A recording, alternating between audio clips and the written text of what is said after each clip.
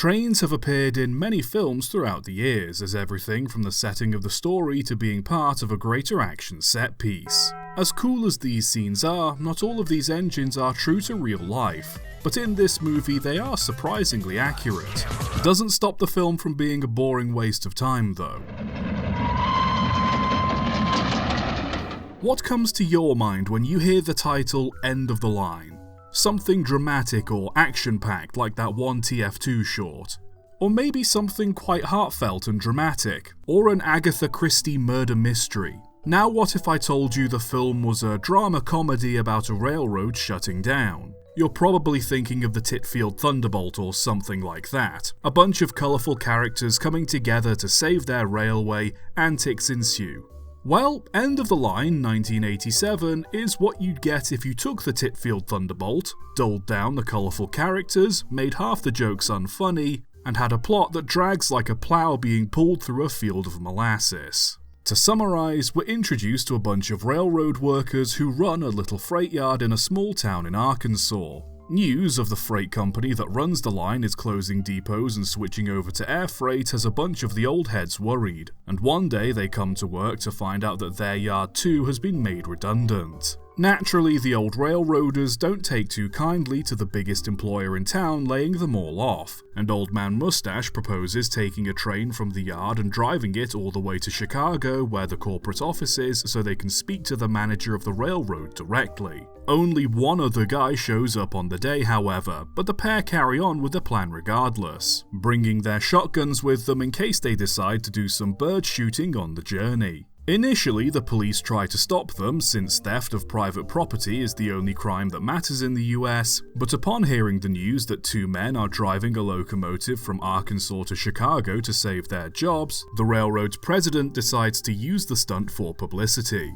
Some shenanigans ensue during the journey, and eventually the pair make it to the home of the Blues Brothers. The railroad's president initially listens to the pleas of the workers, but being the slimy 80s movie businessman he is, simply uses the two as a means of advertising the new air freight business. Naturally, they have enough of this virtual insanity and decide to speak to the railroad's owner directly, who, as a railhead himself, isn't too pleased to hear that the company is switching over to air freight. As an act of rebellion, the trio hop aboard their engine and head back to Arkansas, much to the annoyance of the president. Arriving back at their hometown, the team is met by the railroad president who demands the pair be arrested. Turns out, however, the railroad's owner is a chill guy and sold the yard to Mr. Mustache for $1 so the shop can keep operating.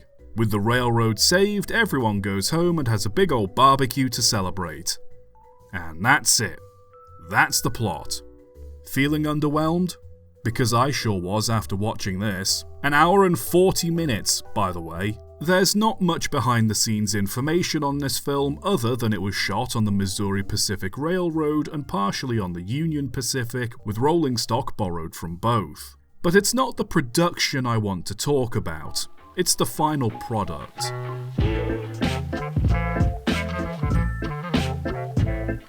This isn't going to be an everything wrong with video. There are train inaccuracies, I'm sure, but watching this, I could feel a video essay on how not to write a railroad comedy brewing. And here it is, I suppose.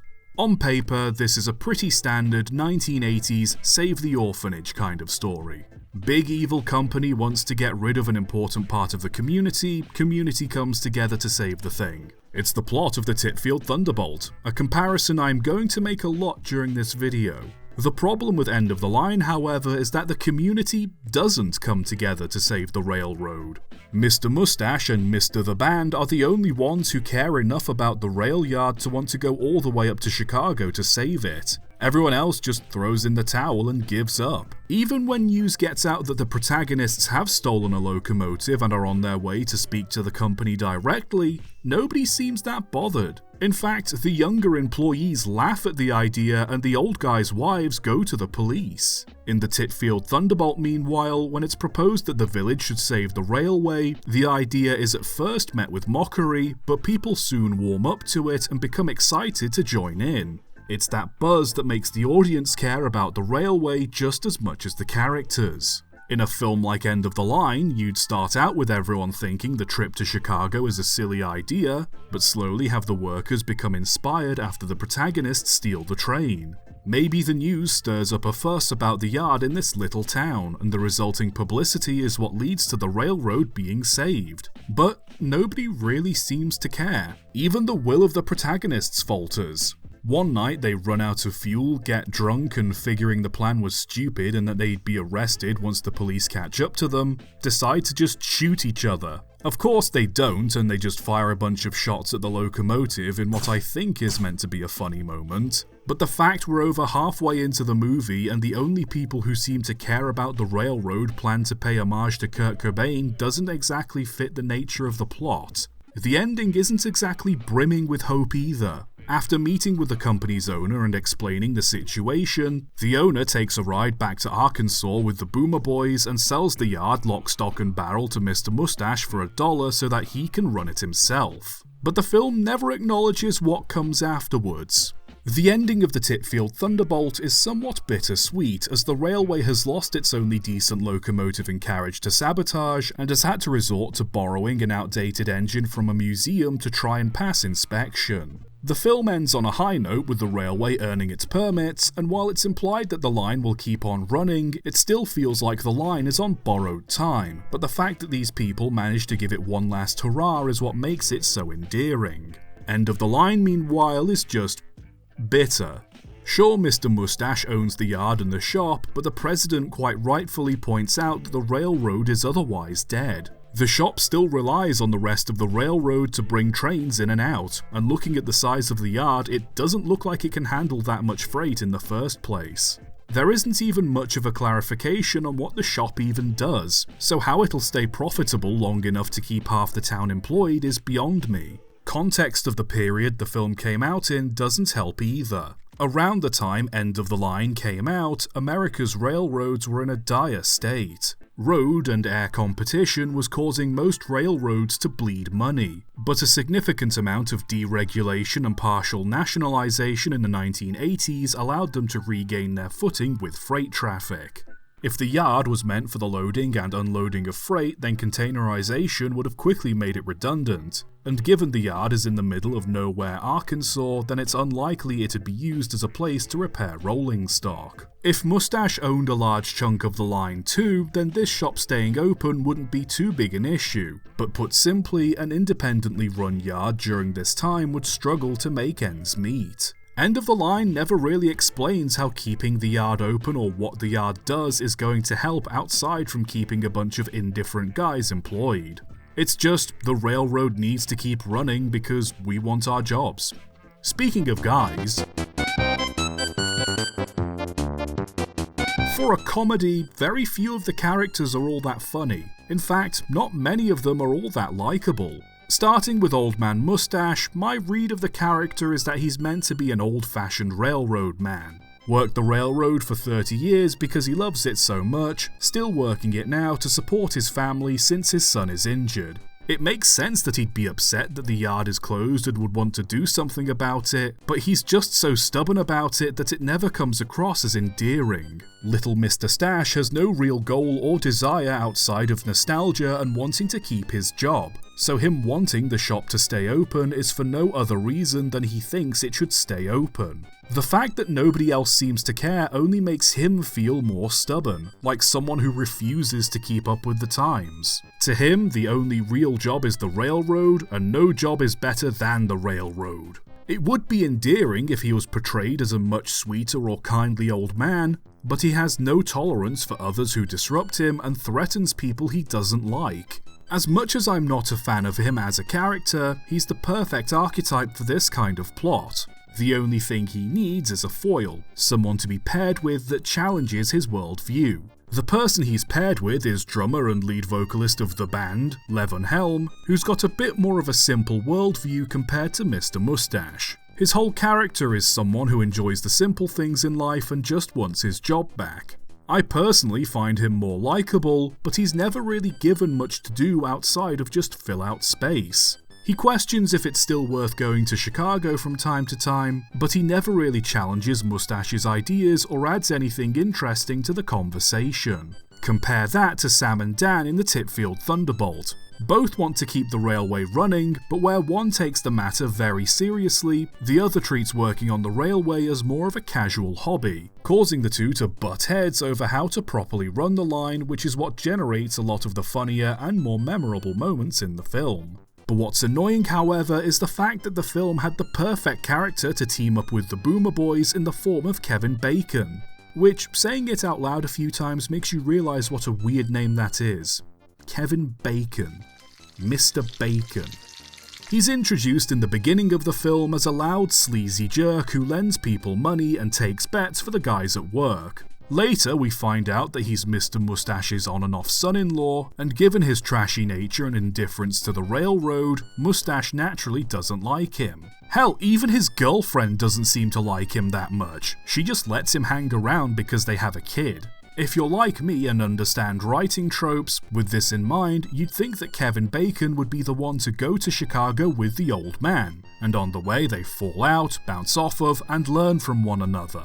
Sleazy layabout Kevin Bacon would learn how important the railroad is to the old man and the community as a whole, and becomes more humble from the lessons of his elders, while Old Stash learns how to keep up with the times and gains the perspective of the younger generation. The script practically writes itself, and the chemistry of the two lends itself to more comedic antics. So why didn't they do that? Because what we do get is two grown men who agree to go to Chicago with little to no trouble, piss about for a bit, and then drive back to Arkansas. I might as well talk about the main antagonist. Bob Balaban does a pretty good job at playing your typical dorky's 80s businessman, but it's hard for me to see him as the kind of villain that this plot needs. Logistically speaking, making the railroad entirely into an air freight company would be a somewhat dumb idea even at the time. But with how unstable railroad companies were, it's not an entirely awful idea either. He's simply a man that's looked at the numbers and moved with the times. Even if he kept the railroad running or sold it on to another company, a small railroad shop in the middle of nowhere was likely soon to be closed anyway. When at the end of the movie he states that the railroad is dead, that's not a threat or him trying to put them off, he's simply stating facts. Plus, who does Mustache think runs the trains that come into his yard anyway? Ideally, in a comedy movie, you need to exaggerate him a bit. Maybe the air freight business isn't turning a profit, but he simply refuses to listen. Or better yet, he's actively closing down and sabotaging his own railroads to make the air freight business look better. As he is though, even though he's at fault, he comes across as the only rational person in this entire movie. Another wasted opportunity of a character is the company owner. He's shown to love the railways and hate airplanes, and is outraged to hear that his company is moving into air freight. In this kind of movie, you'd have him dramatically fire Bob Balaban, or make Mustache Man the chairman of the railroad division or something. But no, he just turns up in the last 15 minutes and lets Mustache have the yard. There's no grand plan outside of that. He doesn't announce that the company's going back to rail freight, he just gives away a company asset that was likely losing them money anyway. And while he is eccentric, he's not eccentric enough to be funny. Mr. Valentine in the Titfield Thunderbolt is a raging alcoholic who buys the railway so he can start drinking earlier in the day, and is fully behind trashing his own locomotive for the sake of a little sport. Mr. Boss, meanwhile, just likes trains and wants to keep them running. In fact, if there was one way to sum up all the lead characters in the film, it's that they're not comic enough. There are some side characters and gags that are funny, even absurd, but none of the main cast ever seem to lean into it. Nobody in this film even has the decency to have a character arc. Getting to Chicago never felt like a major challenge, and neither did acquiring the rail yard, so by the end of the film it just feels like nobody's done anything. Even Kevin Bacon's character is just a bigger scumbag at the end of the film as he is in the beginning. This is post-Footloose Kevin Bacon, by the way. I know he can act. Why is he even in this film? Could the studio just not afford him to be a lead character? If that's the case, then why not give him a smaller part or just cut the character completely? Or use the money to write a better script? On the subject of Kevin Bacon, I want to quickly talk about the official posters for this movie. Here's the original 1987 poster. You got Wilford Brimley and Levenhelm right there on a train. Main characters front and center, locomotive that stars is in the picture, title right there. Good poster, looks cheap, fits with the rest of the film. Here's another poster, similar story, fine.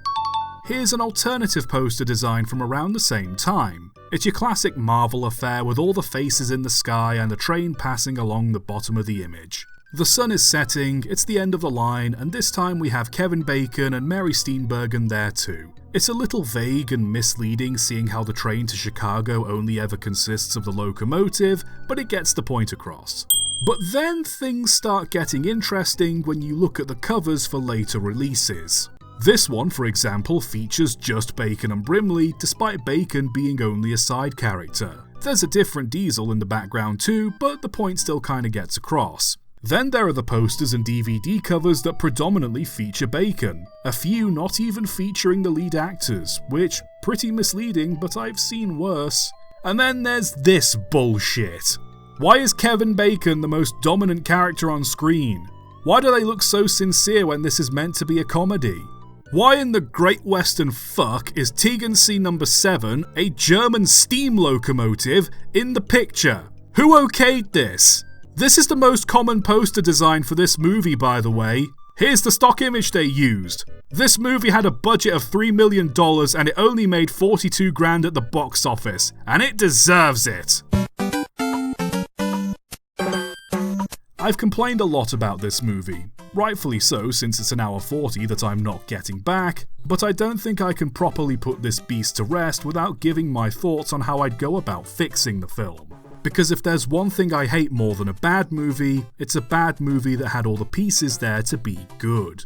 Like I said, Mr. Mustache works as a protagonist for this sort of story, but he needs someone to clash with as a means of not only creating funny moments, but also as a means of giving the character a reason to deliver exposition, talk about why he cares about the railroad outside of it just being his job, and what he hopes to achieve by talking with the company directly. Scumbag Bacon would be perfect as the second lead. Him teaming up with the old man sets up a perfect character arc where he not only learns to respect his elders and take the railroad job more seriously, but also gives him a chance to prove he's capable of being a better person so he can remarry the old man's daughter. Secondly, I'd make it funnier. This film is meant to be a comedy drama, but the scenes that are played straight make the comedy feel out of place, and the comedy only emphasizes how unfunny the serious scenes are. It doesn't help that some jokes don't land or aren't even that funny. Like I think this moment where Bacon's girlfriend finds him drunk when he should be out looking for her father is meant to be funny, but it just feels like a woman who's sick of her partner's shit. Am I meant to be laughing at this or hooked in by the drama? A lot of time is spent on moments like this that contribute little to the overall story.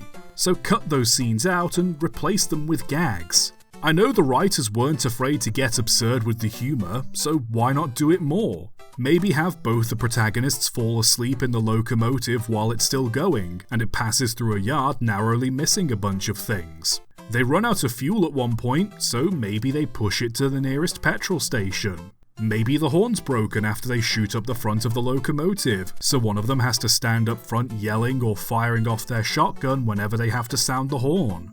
The old boys talk about a fishing trip at the beginning of the film, so maybe they park on a bridge one night and sit on the engine fishing. They spot an oncoming engine just as one of them is reeling in a catch and rush to get out the way. In the panic, the fish gets flung on top of the engine, and once the ordeal is over, the two step out and find it's been perfectly cooked on the engine block. Do some more fish out of water, country lads, and the big city antics too. I'm not saying that these are amazing gags, I'm sure the comments will come up with something funnier, but it's something. On that note, third, make the journey more challenging. When you hear the premise, two guys steal a train and drive it to Chicago, you'd think part of the fun would be seeing them figure out how to get there. But aside from a brief interaction with a police car and running out of fuel, the journey to Chicago is pretty much hassle-free for our protagonists. The company chairman flat out tells Control to clear the lines and let them through. The journey needed to be challenging and have obstacles or problems that would lead to funny or interesting situations. Make the characters work for it, so when they do arrive at their destination, there's a bigger sense of achievement for the audience. As it stands, Mustache and Music Man could have driven to Chicago by car and it wouldn't have made much difference to the overall story. Fourth is just give somebody a character arc. I don't know who specifically, but I've boiled it down to 3 characters. Mustache, who either learns to accept the railroad is closed or be less stubborn and a bit more accepting of change. Kevin Bacon becomes less of a scumbag, or the villain realizes how much the railroads matter to smaller communities and agrees to keep them running alongside the new air freight business. And finally, give the railroad more significance to the characters. Mustache is shown to have some sentimental attachment to the railroad, but aside from him, most people just accept they're going to have to find another job. In the Titfield Thunderbolt, it's established that if the railway closes, the town will not only lose a vital connection, but will be ruined by the roads that replace it. You can't really do a story like that here on account of the fact that everyone already drives, but there are still plenty of other ways you can give the yard significance. Maybe there's an old steam locomotive stored there that'll get cut up once the yard closes and the locals want to save it. Or have characters hear about the protagonist steal a locomotive and that inspires them to start making a fuss about saving the railroad themselves. Perhaps establish that the yard is actually turning a profit, and that closing it is a short-sighted idea on management's behalf, so when Mustache gains ownership of it, we the audience know that things will work out fine. Or if we're committed to the idea that the railroad is no longer profitable for freight, maybe the company owner decides he likes the scenery and starts running his own heritage line since he's got money to burn and loves running trains. Is the scenery even all that good in Arkansas? It could be as inviting as Purgatory for all I know. The point is, if the characters aren't that likeable, then the railroad needs that little extra something to justify why we the audience should care about it. Characters say they're going to struggle without the railroad employing them and that the yard closing down will be the death of the town, but it never feels like that's the case. Swap out those scenes of the side characters messing about to them rallying support or finding ways of helping the protagonists get to Chicago, and that'd be just enough to make the movie worth watching. As it stands though, I cannot say I recommend the film to fans of either trains or comedy. I know it's technically classified as a comedy drama, but it feels like the script was neither funny enough or dramatic enough to be classified as one or the other, so it's just weakly classified as both. I don't really have much for the conclusion, I've pretty much said my piece. Honourable mentions go to Kevin Bacon for the worst beer pour I've ever seen committed to film, and this scene where Mustache uses the power of a cutaway to steal a homeless man's alcohol. If you want to watch a good movie about a bunch of people trying to save their railway, watch the Titfield Thunderbolt. Yes, some of the jokes in that film show its age, but at least they're actually funny and endearing. I know this isn't typically what I make when it comes to discussing train films, but I thought I'd give something new a try. Let me know if you enjoyed this little video essay that you put on to watch while eating your dinner, or if this has just been a bit of a nothing burger of a video. Either way, it'll probably be a normal video next week. One where I put Kevin Bacon's face somewhere in the thumbnail in the hope that'll attract more views. That and a completely unrelated German steam locomotive. Yes, this poster still annoys me. It should annoy you too. I don't know whose idea it was to edit this together, but when I find them I will break every bone they need to use Photoshop. I swear...